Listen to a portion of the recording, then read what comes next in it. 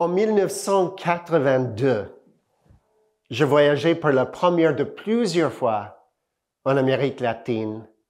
En fait, j'étais parti de l'Ouest canadien vers Buenos Aires, en Argentine, et je faisais une escale de quelques jours à Lima, au Pérou. Le problème, c'était que je me sentais très mal avec une sorte de problème digestif. Y en a-t-il ici qui se souviennent de 82?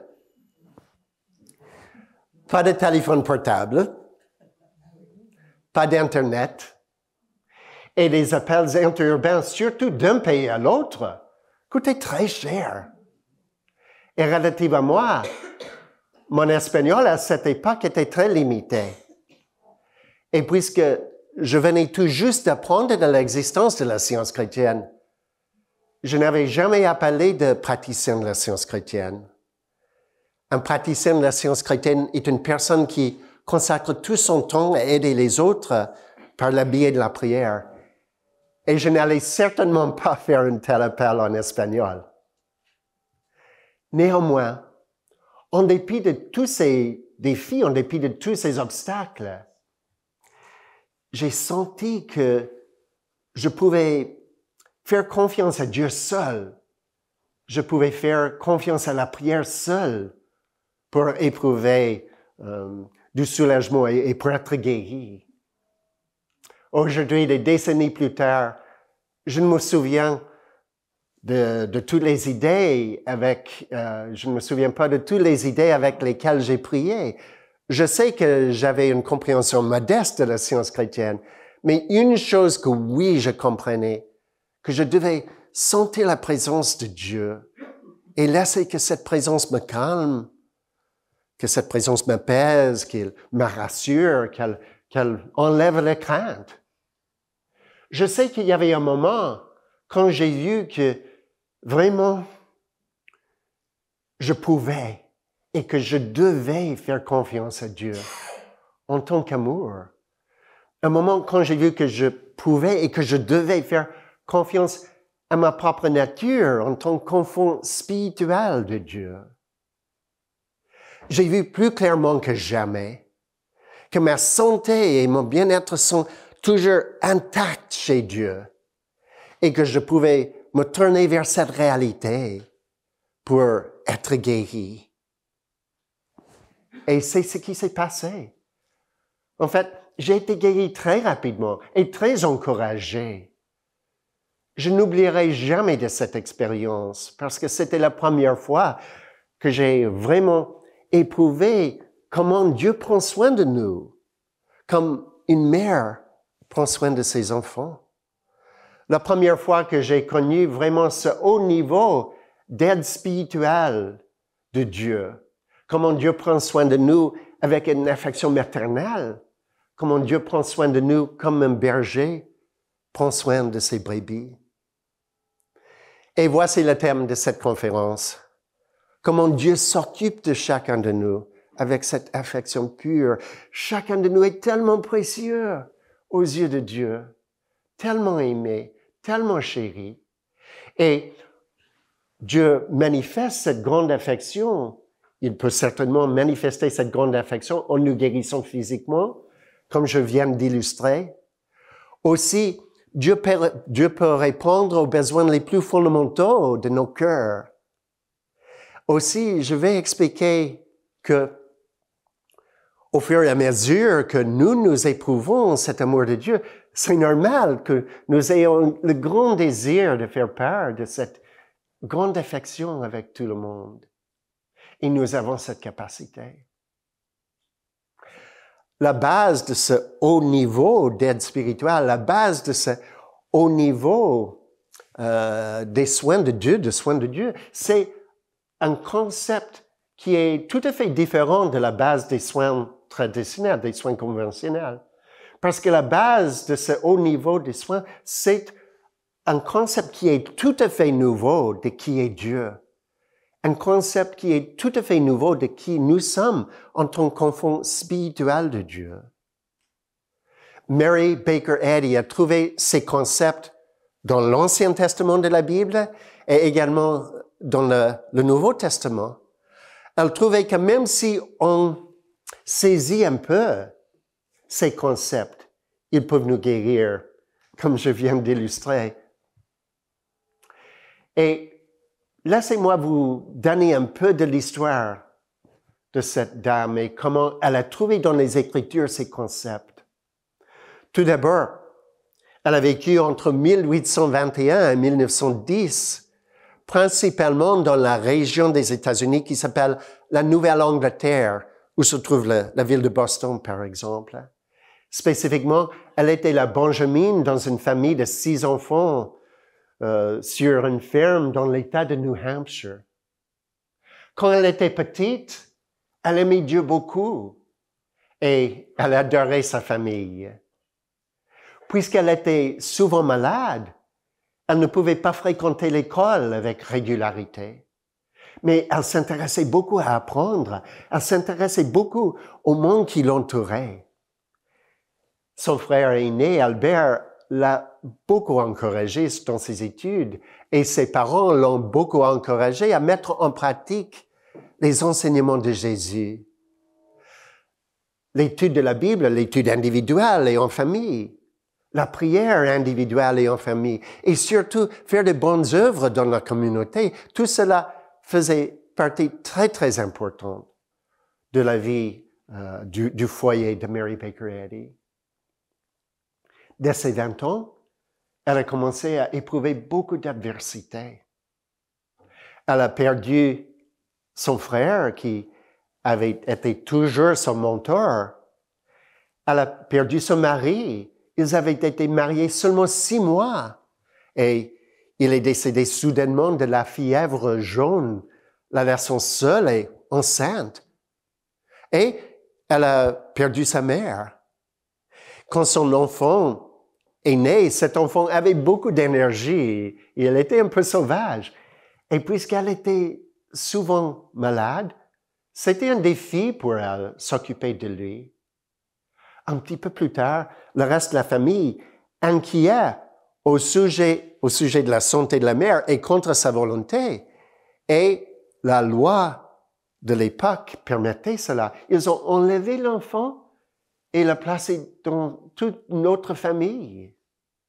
Et puis cette famille, un petit peu plus tard, a déménagé à ce qui était considéré comme the Far West, la partie la plus lointaine des États-Unis, à l'État de Minnesota. Et ils ont dit au petit enfant que sa mère était décédée. Elle n'a rien entendu de lui pendant 5 ans et elle ne l'a pas revu pendant presque 25 ans.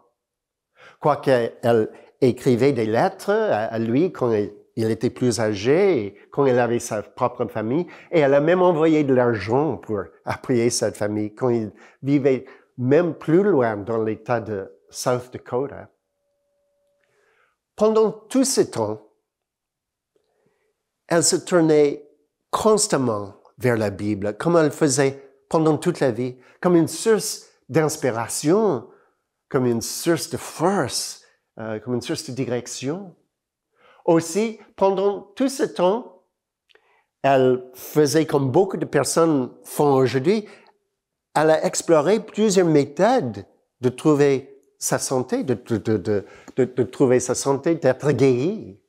Elle a exploré certainement la médecine conventionnelle, l'homéopathie, un système de guérison qui était très populaire à l'époque et qui utilisait de l'eau, et aussi ce que nous appellerions aujourd'hui de l'hypnotisme. Pendant un certain temps, elle a utilisé le service d'un guérisseur mental bien connu, Phineas Quimby. Et tout est allé mieux. Mais c'était temporaire.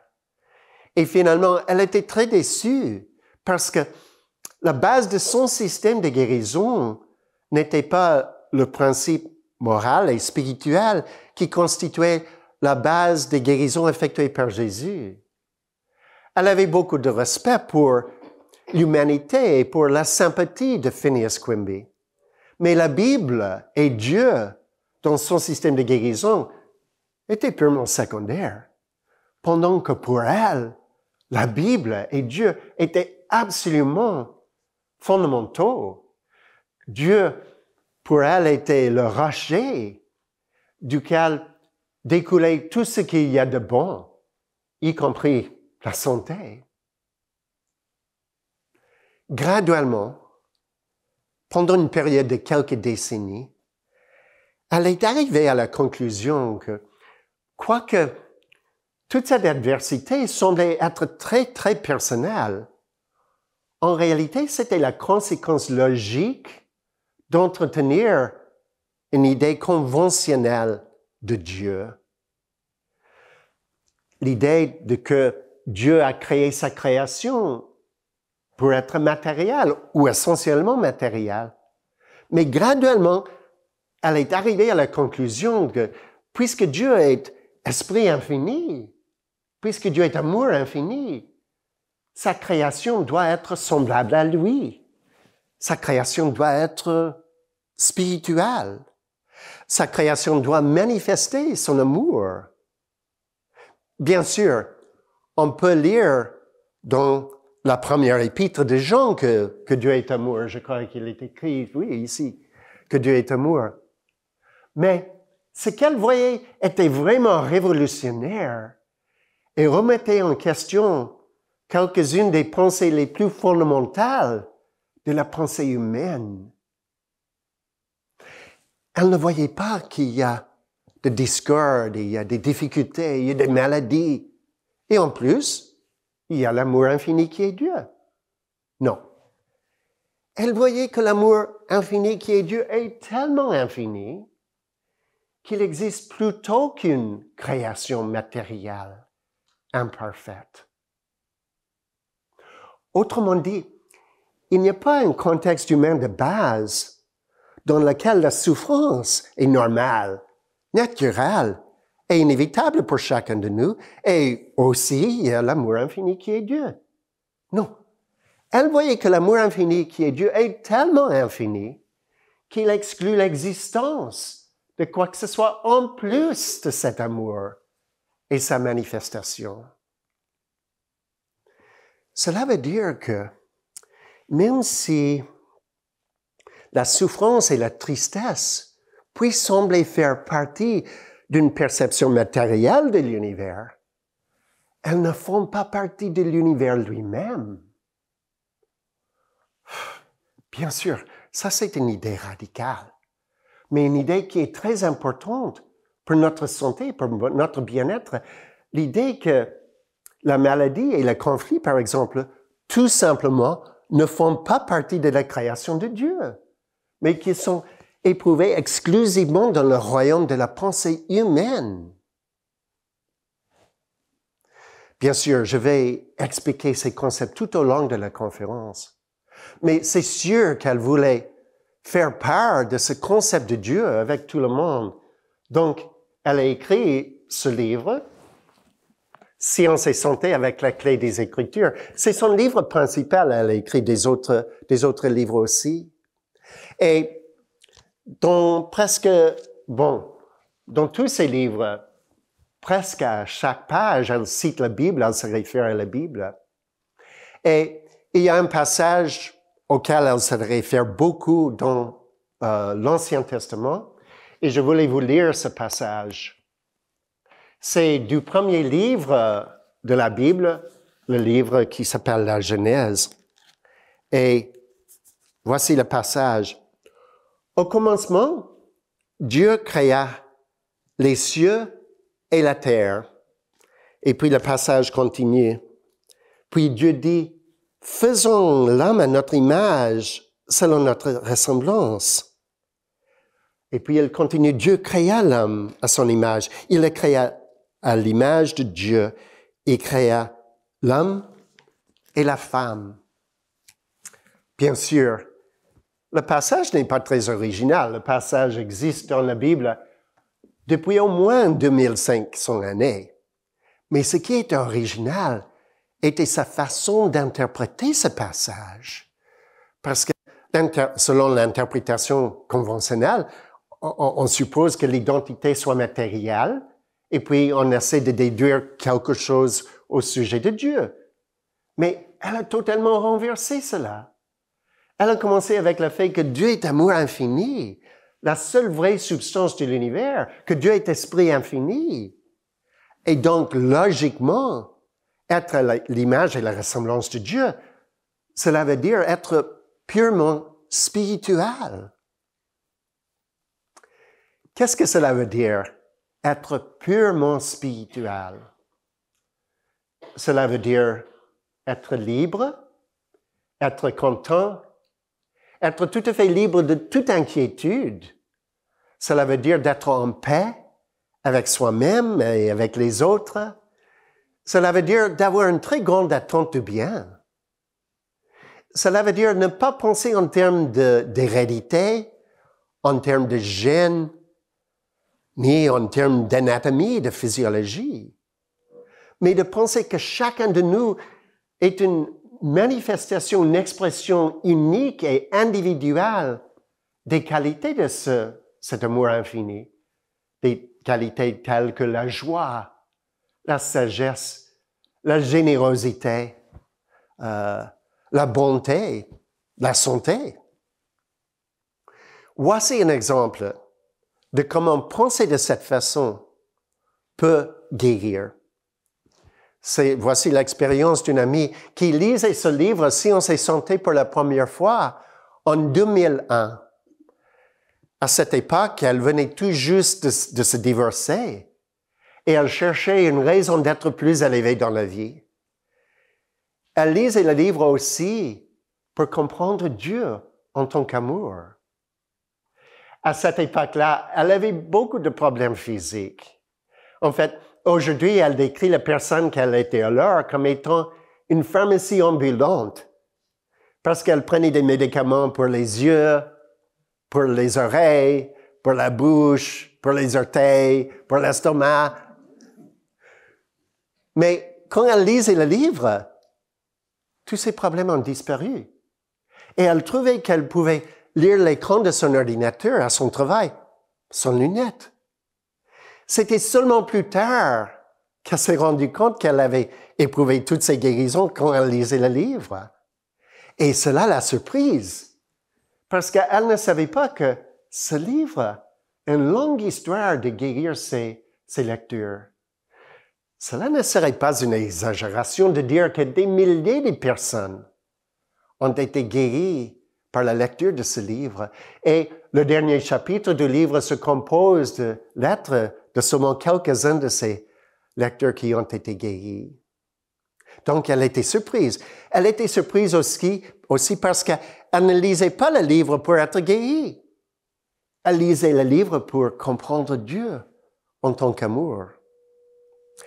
Elle avait un certain problème qui n'a pas été guéri très rapidement.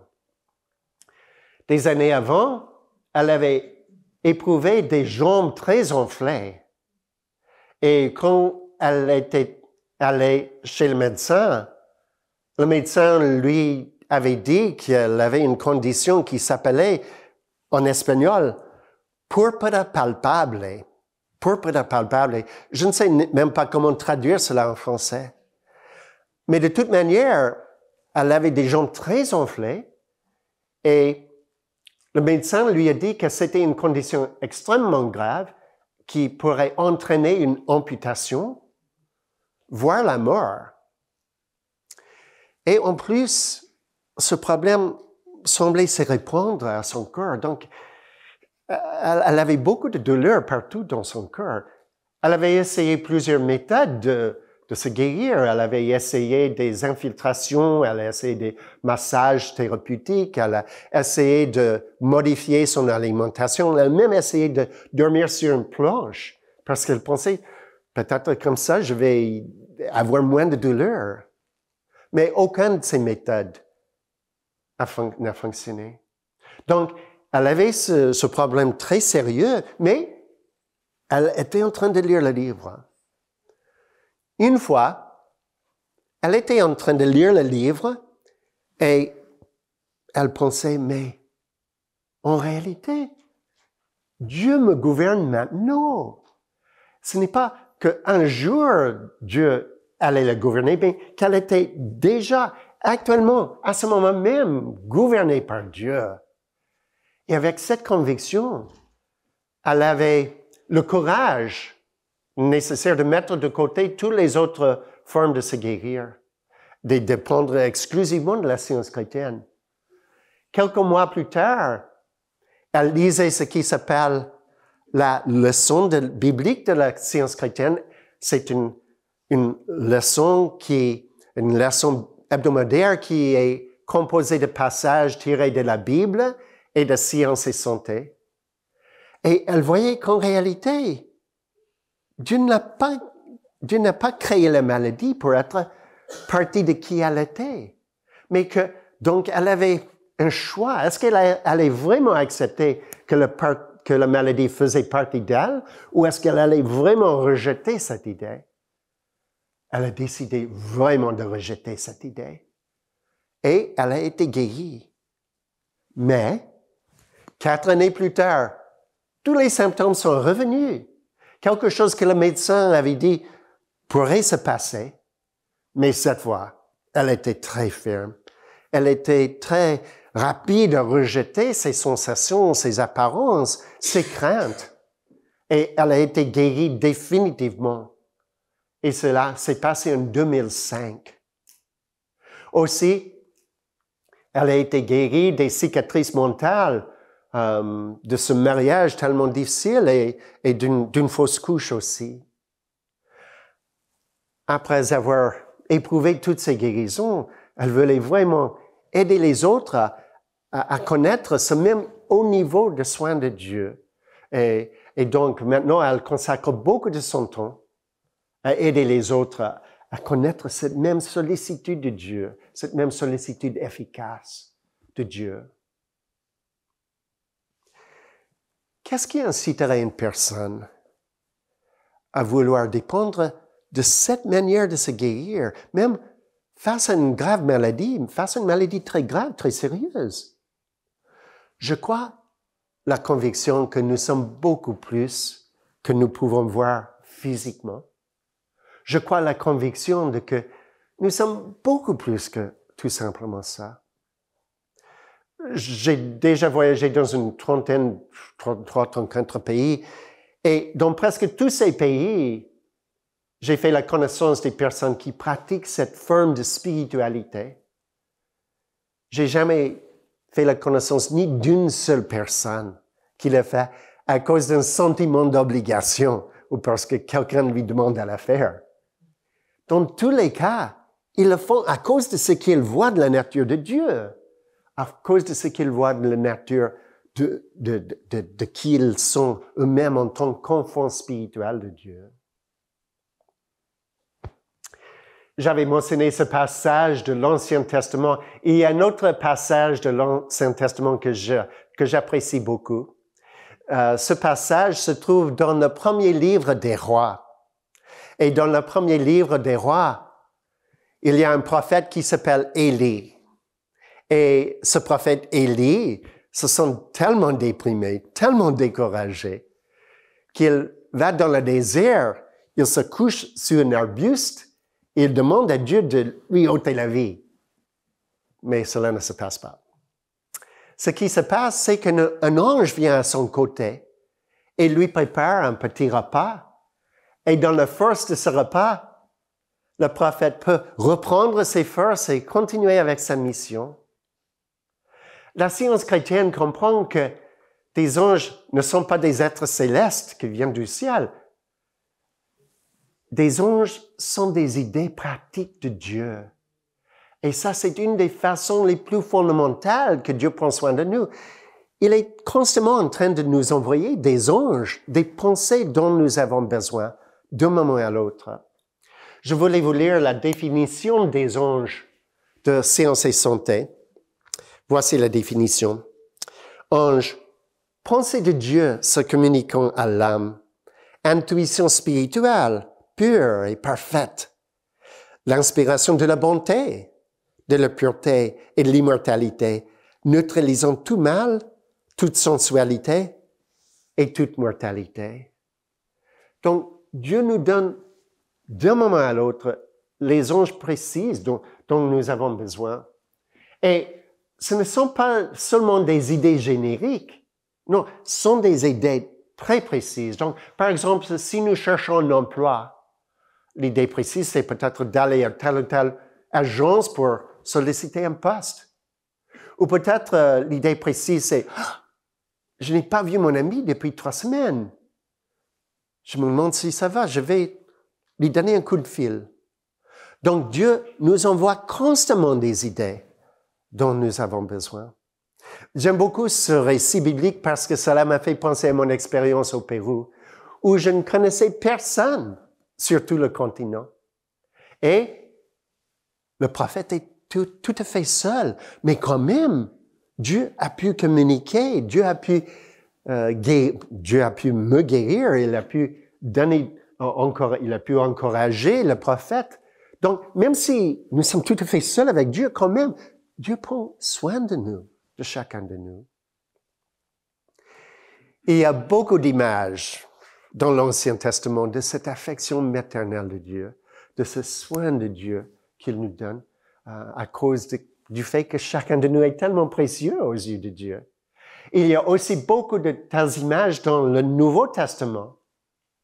Mais le Nouveau Testament, et surtout les 4 évangiles, les évangiles selon Matthieu, Marc, Luc et Jean, et chaque évangile raconte l'histoire de Jésus de sa propre perspective.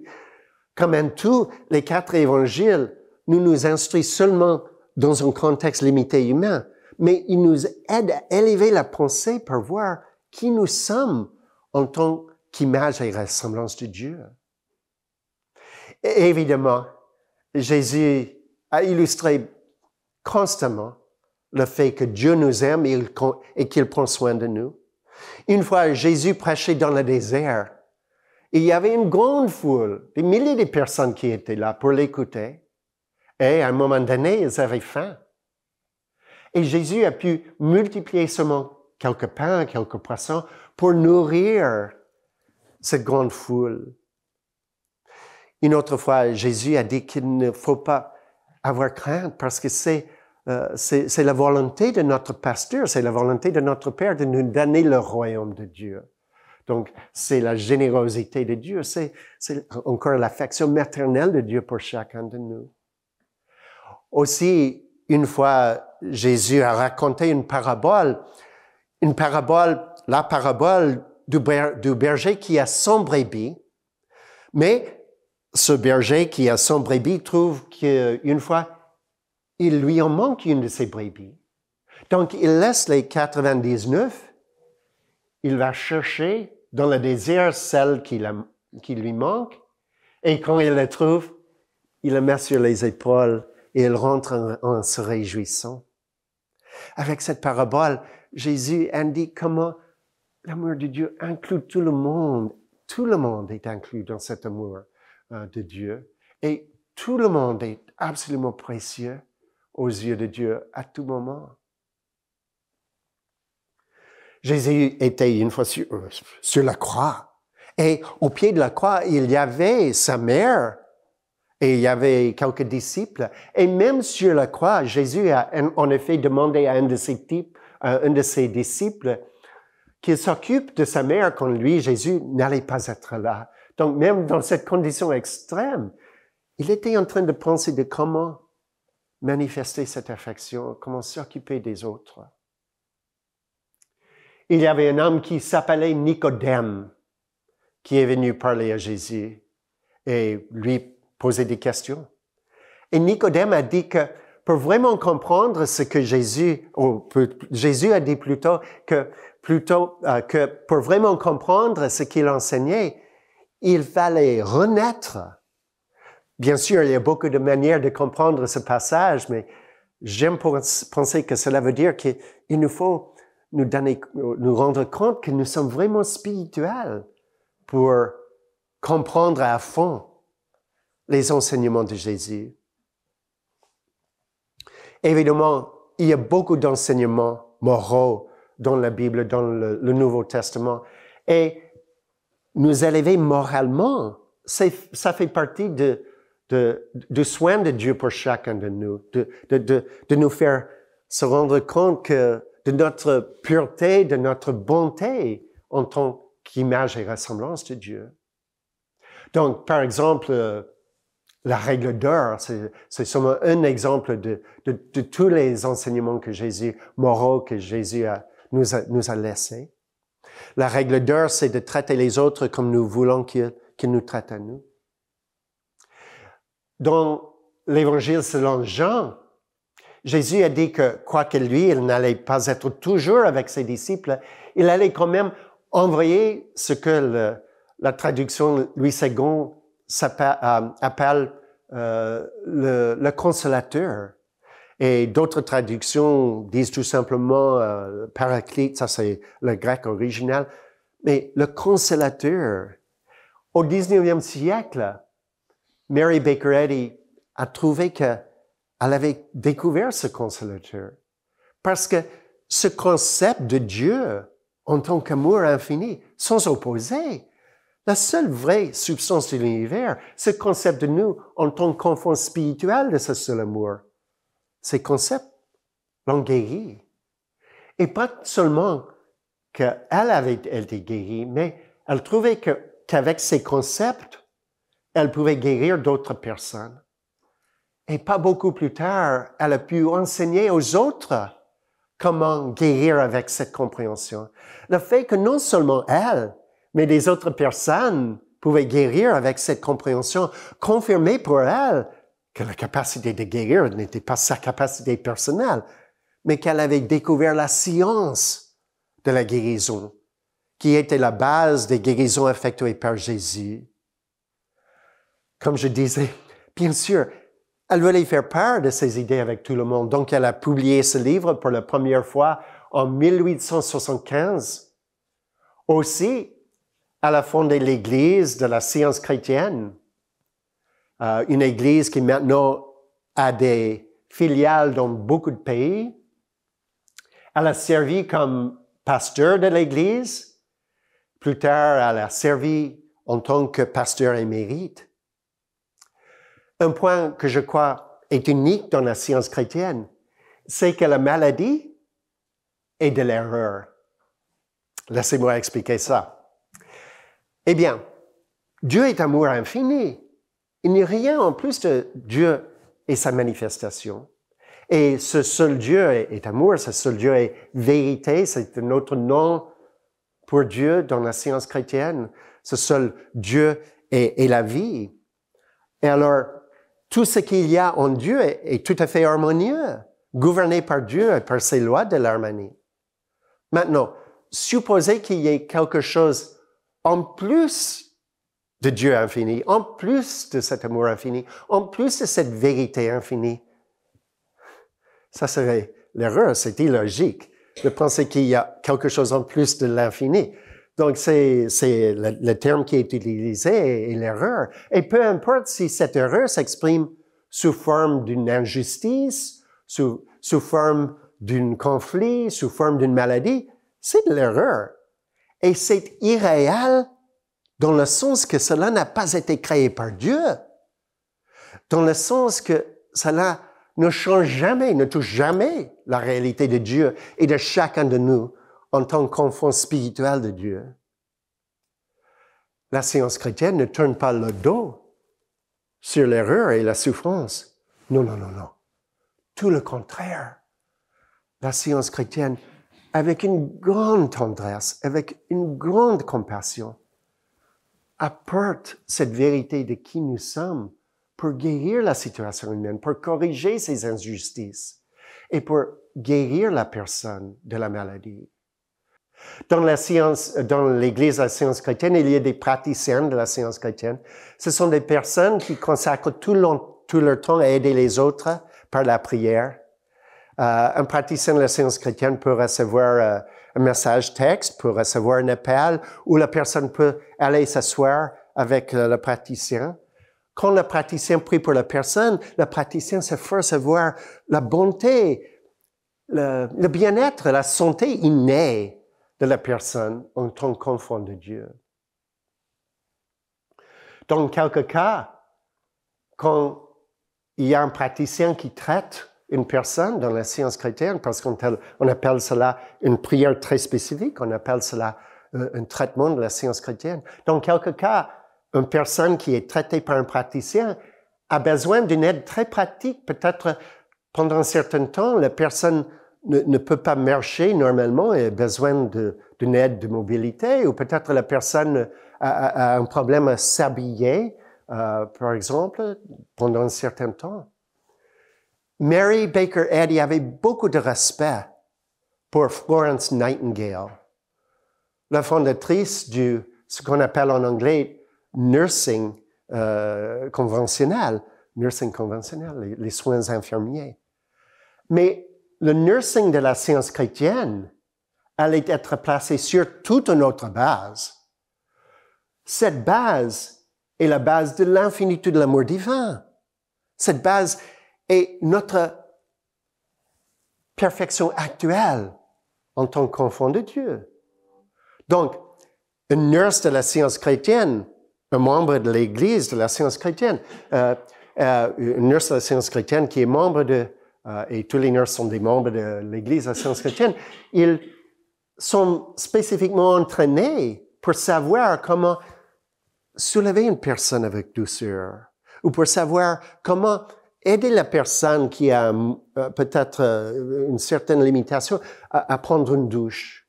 Mais toujours inspiré par ce que le nurse voit de la perfection actuelle de la personne, toujours inspiré par cette vision de Dieu, la totalité de Dieu et la perfection de sa création.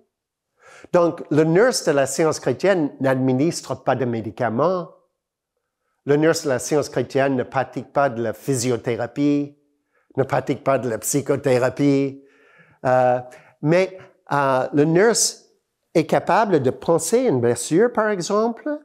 Le nurse est capable de préparer un repas d'une manière spéciale si la personne, pendant un certain temps, n'a pas la capacité de manger normalement. Donc, le nurse a beaucoup de capacités, mais tout ce qu'elle fait et sa sagesse pratique découle de cette grande spiritualité, de cette grande vision de la perfection de Dieu et de son univers. Donc, elle est inspirée à manifester cela, à appuyer la personne dans la démonstration du fait que la personne est déjà parfaite en tant qu'enfant de Dieu. Je voulais vous donner un exemple de comment ça fonctionne, le travail d'une nurse de la science chrétienne. Et un ami m'a écrit ceci. Un soir, alors que je descendais quelques marches à l'extérieur avec un gros paquet dans les bras, j'ai trébuché et je suis tombé sur le trottoir en contrebas. J'ai réussi à me relever, mais je n'ai pas pu utiliser mon bras gauche du tout. Il semblait cassé entre l'épaule et le coude. Je l'ai maintenu et je suis rentré chez moi où j'ai réfléchi à la possibilité d'aller aux urgences. Mais après des années d'études de la science chrétienne et des guérisons obtenues pour de nombreuses choses, il m'a semblé plus sûr de m'appuyer sur la prière pour cette guérison. Cependant, je ne pouvais pas prendre soin de moi-même, car mon bras était très enflé, douloureux, et je ne pouvais pas l'utiliser. J'ai donc appelé une nurse de la science chrétienne. Elle est venue chez moi, après m'avoir nettoyé, elle a préparé une écharpe pour mon bras. Elle m'a ensuite demandé de m'appuyer sur elle de tout mon poids pendant qu'elle la mettait en place. Je pensais que c'était ce que je faisais, mais elle a dit gentiment, « Vous ne mettez pas tout votre poids sur moi, vous vous retenez. » Pour moi, c'était une instruction significative, car elle m'a aidé à comprendre que je pouvais m'appuyer sur Dieu pour la guérison et qu'il ne s'agissait pas de me préparer à endurer la douleur.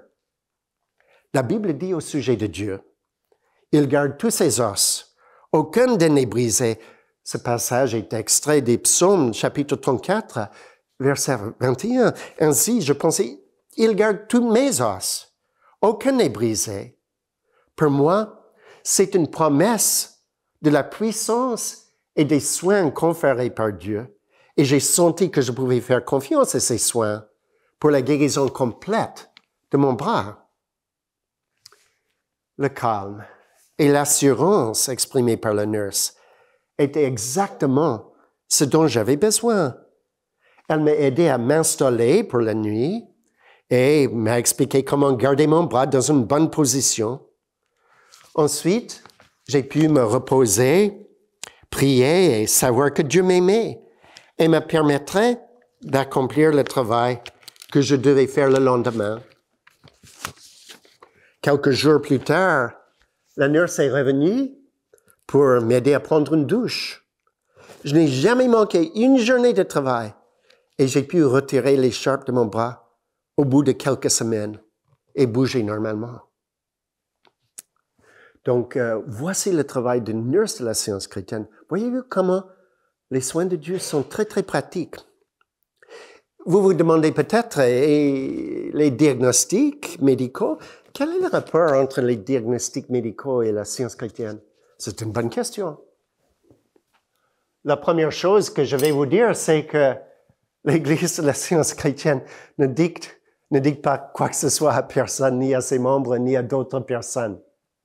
Mais en général, je peux vous dire que la science chrétienne enseigne qu'il y a un seul Dieu infini, qui est amour infini. Chacun de nous est une expression pure, parfaite, unique, spirituelle de ce seul Dieu.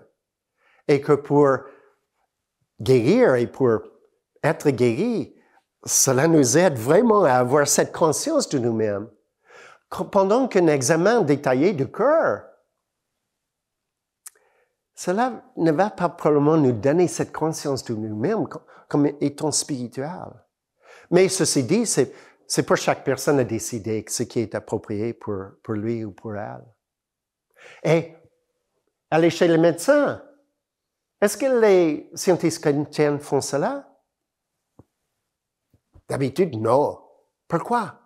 Parce qu'ils sont guéris par la science chrétienne. Mais si, pour une raison quelconque, un membre de l'Église ou d'autres personnes veulent aller chez le médecin, très bien, c'est eux à décider ce qui est bon pour eux d'un moment à l'autre. C'est à nous d'appuyer toute personne, dans le sens plus élevé de ce qui est bon pour eux d'un moment à l'autre. Certainement, la science chrétienne peut guérir physiquement, mais la science chrétienne répond aux besoins les plus fondamentaux de nos cœurs aussi. Et je voulais vous donner un exemple de cela. Et je voulais lire les mots de mon ami parce que sa façon d'écrire est tellement belle, tellement belle.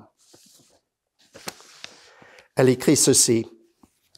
Mon père, résistant français pendant la Seconde Guerre mondiale, a été arrêté et en raison de son jeune âge, il n'a pas été fusillé, mais envoyé au camp de concentration de Buchenwald. Après la guerre, incapable de parler à cause du traumatisme qu'il avait subi, il a suivi des cours de mime et de théâtre en France. Il a ainsi retrouvé sa voix et il est devenu mime et comédien. Puis il a épousé ma mère. Mais alors que je n'avais que quelques mois, il nous a laissés en Angleterre pour rentrer en France, car il ne se sentait pas bien mentalement et émotionnellement. Ma mère m'amenait chaque année voir ma grand-mère française. Mais je n'ai rencontré mon père qu'une seule fois, le temps d'un après-midi, lorsque j'avais 14 ans. Je l'ai adoré instantanément, mais je ne l'ai jamais revu. Et je m'en suis voulu. J'ai perdu confiance en moi. J'étais en colère contre moi-même, mais je ne lui ai jamais reproché. J'ai essayé de le retrouver, mais c'était avant l'ère Google et ma recherche s'est avérée infructueuse. Alors que j'approchais de la trentaine et que je commençais à étudier la Bible et sciences et santé, ma vision de moi-même a changé. Je n'étais plus en colère ni blessé. Je me sentais simplement aimé. Un jour, j'ai lu dans un roman qu'un personnage disait « Il n'y a pas de survivants de l'Holocauste et leurs enfants n'ont pas survécu non plus. » Cela m'a réveillé. J'ai commencé à prier pour voir que ni mon père ni moi n'étions victimes de notre mémoire et de traumatisme. J'ai embrassé plus pleinement notre seule identité d'enfant de Dieu. J'ai réalisé que Dieu, qui est amour, nous liait l'un à l'autre et qu'en vérité, nous n'avions jamais été séparés. L'étiquette de victime n'était plus à poser sur lui ni sur moi. Je me sentais en paix et je l'incluais toujours dans mes prières aimantes. Plusieurs années plus tard, ma fille et moi avons assisté à un spectacle du Cirque du Soleil. Les mimes, lors du spectacle, m'ont rappelé des souvenirs. Un après-midi où mon père et moi avions fait du mime. J'ai ressenti un profond amour, une profonde appréciation pour lui. Quand je suis rentré à la maison, j'ai décidé de chercher son nom sur Google, par curiosité. Imaginez ma surprise lorsque page après page, son nom est apparu. Il était un comédien à succès, jouant constamment des rôles d'un théâtre à l'autre. De toute évidence, il n'était plus une victime, et moi non plus. Je lui ai écrit à l'adresse de l'un des théâtres. Un jour, il a téléphoné. Son anglais était mauvais. Mon français était pire encore. Mais d'une manière ou d'une autre, cela n'avait pas d'importance. Pour diverses raisons, nous n'avons pas réussi à nous voir, et bien nous vivions sur deux continents très loin l'un de l'autre, mais nous sommes restés en contact au fil des ans, jusqu'à son décès, il y a environ 8 ans. Pourtant, je ne me sens jamais séparé de lui, car il est divinement aimé par le même amour que même moi. Donc, la science chrétienne peut répondre aux besoins du cœur, peut réunir des familles, peut guérir des traumatismes aussi. Est-ce que c'est une contradiction de penser que nous sommes spirituels pendant que nous vivons matériellement? Bonne question. C'est que encore la science chrétienne apporte cette vérité glorieuse que nous sommes libres en tant qu'enfants de Dieu et apporte cela à où nous sommes humainement pour nous élever, pour nous encourager, pour nous guérir et pour nous racheter. Donc la science chrétienne apporte cette vérité absolue de qui nous sommes pour vraiment aider l'humanité tout entière à voir que chacun est tellement chéri par Dieu. Je crois que c'est normal, au fur et à mesure que nous connaissons cet amour de Dieu, c'est normal que nous ayons le grand désir de faire part de cet amour avec tout le monde, de montrer cette même sollicitude maternelle envers tout le monde. J'avais un ami qui avait à peu près 30 ans et lui, il avait étudié la gestion, il avait étudié l'entrepreneuriat, il avait toute sa vie participé dans les sports et il avait souvent servi en tant que bénévole au sein de la société. Donc, il avait beaucoup travaillé dans la société pour améliorer la vie des gens. Mais quand il avait à peu près 30 ans, son poste de gestion était supprimé. Donc, il n'avait pas d'emploi. Mais il voyait qu'il pouvait utiliser ce temps pour vraiment considérer son prochain pas. Toute sa vie, il connaissait cet amour de Dieu. Donc, c'était évident que ce qu'il allait faire allait, d'une manière ou d'une autre, manifester ce même soin qu'il avait connu toute sa vie. Et il voulait vraiment écouter les anges de Dieu. Les anges, encore, sont des pensées de Dieu, des idées de Dieu. Et il voulait vraiment que ces idées de Dieu le guident. Il ne pensait pas en termes de gagner beaucoup d'argent. Il n'a pas pensé en termes de gagner beaucoup de prestige, ni d'avancer sa carrière. Il voulait vraiment prier comme Jésus a prié. Jésus a prié que non ma volonté soit faite, mais que la volonté de Dieu soit faite. Après quelques semaines de prier de cette façon, une idée lui est venue, une idée pour laquelle il était parfaitement qualifié à mettre en pratique, parfaitement préparé à mettre en pratique. L'idée était de fonder un organisme charitable pour appuyer des lycéens, pour se préparer pour faire des études supérieures, mais en utilisant comme base un sport dans lequel il avait toujours excellé, le tennis. Eh bien, pour raccourcir une longue et réussie histoire, après quelques années, 2 années d'études de recherche, lui, il a pu fonder dans la ville la plus grande de son État, aux États-Unis, une telle organisation. Aujourd'hui, travailler avec des jeunes, appuyer des jeunes pour que ces jeunes appuient des autres jeunes, travailler avec des parents, avec des donateurs, gérer ce qui est devenu une grande organisation. Tout cela est devenu sa vocation. Et cette organisation aide des centaines de lycéens toutes les années et tous leurs programmes sont absolument gratuits et il prépare ces lycéens à faire des études supérieures et 90% des participants viennent des familles de revenus faibles, 85% viennent des groupes minoritaires aux États-Unis. Et le taux de succès, le taux de réussite de cette organisation est vraiment très, très élevé.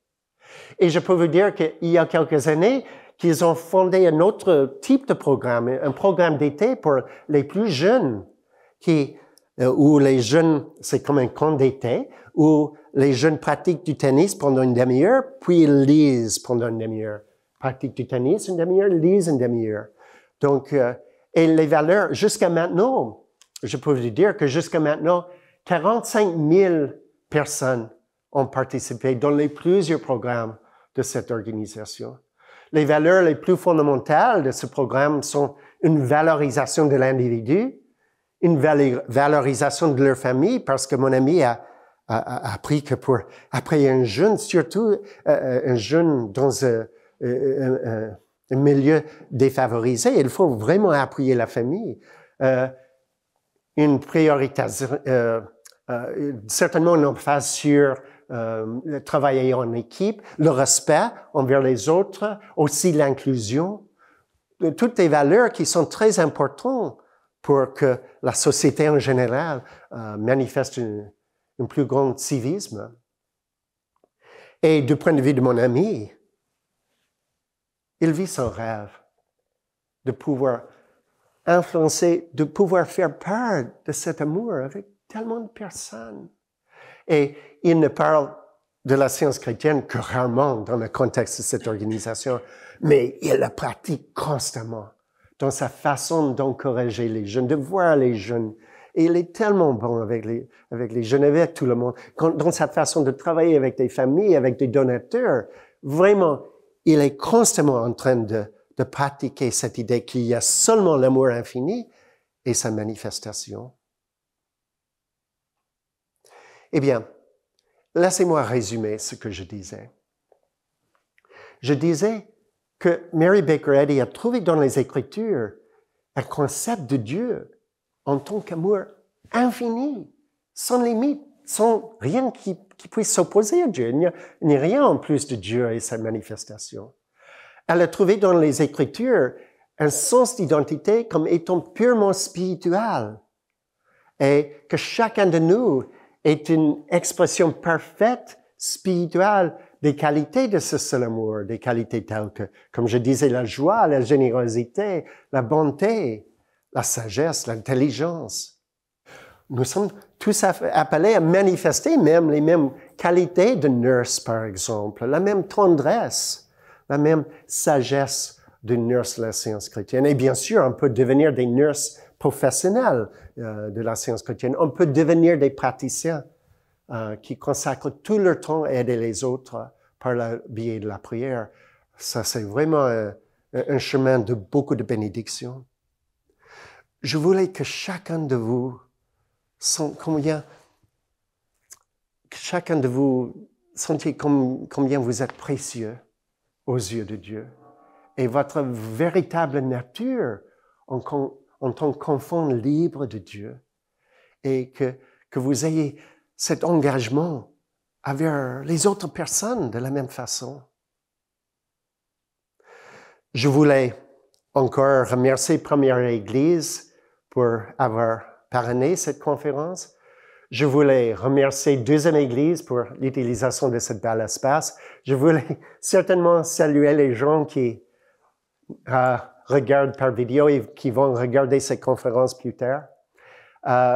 Je voulais vous recommander de tout mon cœur une étude profonde de la Bible pour comprendre la nature de Dieu, l'infinitude de Dieu et notre propre perfection en tant qu'enfant de Dieu.